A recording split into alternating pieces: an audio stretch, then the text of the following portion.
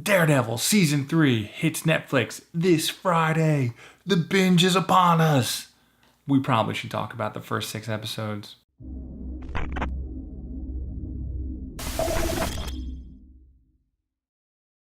Okay, interwebs. Netflix sent me the first 6 episodes of Daredevil Season 3, and whew, need to drink some water after those. It just kept building. I wrote a full review that came out last Friday where I broke down each 6 episodes by director because I feel like that was really important to him. We're going to hit on a little spoily territory because how am I supposed to talk about the different directors without kind of spoiling things? So if you want to go in fresh to season 3, I would probably cut it off right now, but I wanted to tell you my feelings because my feelings were awesome. I had very good feelings about the show. The biggest thing that you know right off the bat is they're like, oh, they canceled Iron Fist, and you're like, oh man. And then you watch Daredevil Season 3 and you're like, I know exactly why they canceled it, because it is like Daredevil is like way up here and like Iron Fist is way down there. No matter how much I love Iron Fist, I love the character and I love to see what they're doing on TV, Daredevil is just cinematically done at a different level.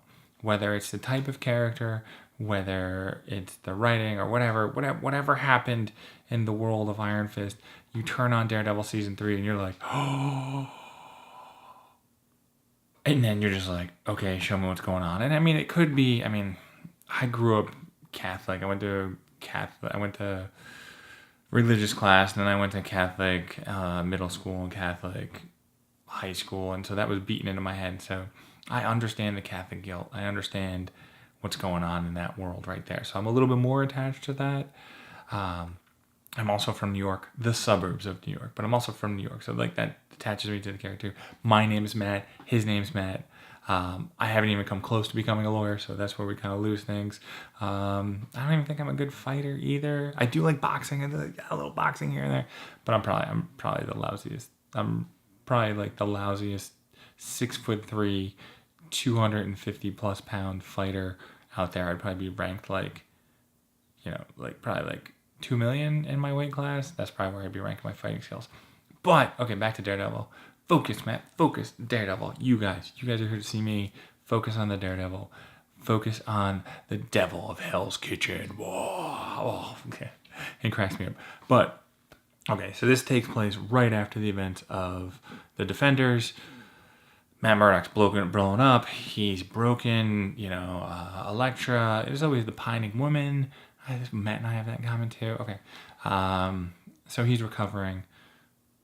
He's recovering from that. He's broken. The first episode does a really good job of what senses are broken for Matt and how he's broken. And I really like that, how things were like blurry. Things were, muted. You could definitely put your hand over one ear, and that's kind of how the episode started. You can hear it kind of come back and stuff like that. And I really like that filmmaking element that they put in there. And then the whole the whole F God thing. He's like, God put me on this world for a purpose, and I screwed up, and I failed, and there's no God. Just the angry young man in New York. It's a good thing. But he's not that young. But he's beaten up. And everybody likes to see that like hero rise up from the ashes, and I don't think he really does that in the first 6 episodes. But he tries. He gives a solid college effort to trying, and that's it. But that's the thing. It's the thing about a hero is they will ram their head into a wall 1,000,000 times in the hope that the 1,000,000th time they actually get through the wall and save people. That's the big difference between heroes and everybody else in the world. Some people call it stupid, but that's what heroes do. They just, they keep pushing forward to save people. And oh man, it's such a good show. And the battle with Sister Maggie's really good. The priest in it's really good. The other characters in the series start popping their heads in there.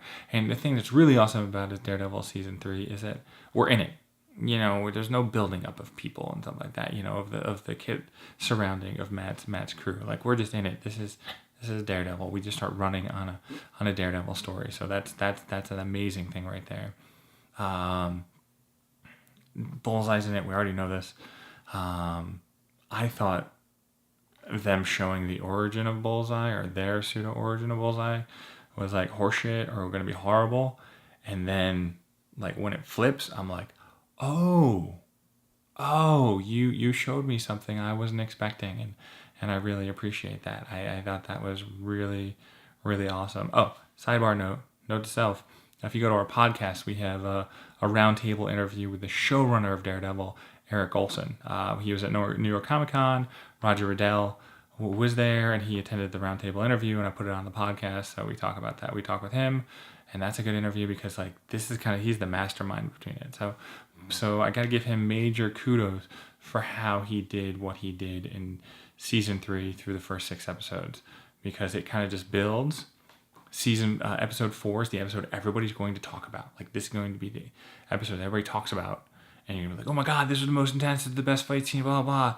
And then they give you the origin of Bullseye, which is in episode 5, which is kind of a stage play, and you're like, whoa, they went from here, then they dialed it down, flipped it over, went Broadway on us, and you're like, black and white stage play, insane, yet it works. And then episode 6, as amped as I was for after episode 4, because it's just a battle, it's a Matt Murdock, just, on just sheer will alone, just amazing battle. Episode 6, the first confrontation between Daredevil and Bullseye.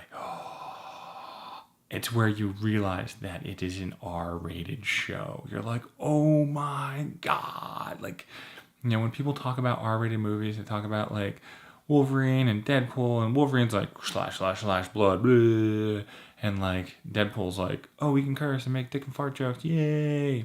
But this was like cinema violence done well, and like horror, like it's like horror, and it's like and it's like so intense and so good, and then you're just left with your jaw on the ground, and you're like, credits, and I'm like, wait, you guys on Netflix only sent me 6? What happened to 7?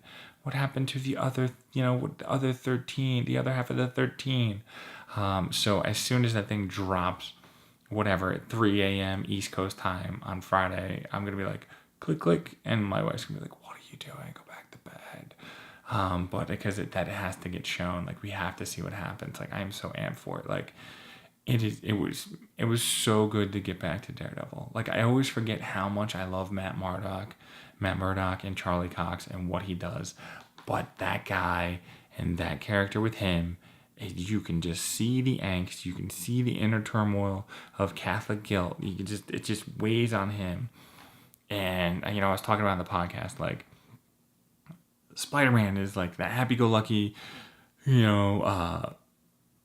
happy-go-lucky character that should be super depressed, because everything that could go wrong in his life goes wrong in his life, and you're like, what? Come on. But he digs his way out, does his thing, goes from there. But the character of Daredevil, all those things go wrong with Daredevil, but they cut out the happy-go-lucky stuff. So he's just like, it's just dark, and it's just like rough, and you're like, I don't understand why Matt continues to go on. Like, but he's a hero, and he does. And that's why I love Daredevil. That's why I love season 3 of Daredevil so far. When you see it, come back here, come to the video, give me thumbs up, thumbs down, and be like, Matt, I love it. Oh yeah, I'm Matt Sardo. This is Monkey Spider Robots. I mean, you know who I am. I know who you are. This is the interwebs, people. I can find anybody. But no, seriously, like, watch Daredevil. Tell me what you think about it. Tell me what you think of episode 4. Tell me what you think of episode 6. And then, like, when you get to the end, come back and tell me what you think at the end, because, like, it's going to be pretty intense. Like, what is the Netflix Marvel Cinematic Universe going to be after Daredevil? Like, will it still be here? Will it move on to, like, Disney, and then we'll lose the darker feeling to this universe? I don't know. This is, like, the Marvel Knights of the Marvel Knights. Because Marvel Knights was darker back then, and we got the 20-year anniversary coming up, I think. Yeah, 20-year anniversary. But yeah, I'm Matt Sardo. This is Monkey Spider Robots. I love talking to you each week. So talk to me, and I will see you next week. Take care, guys.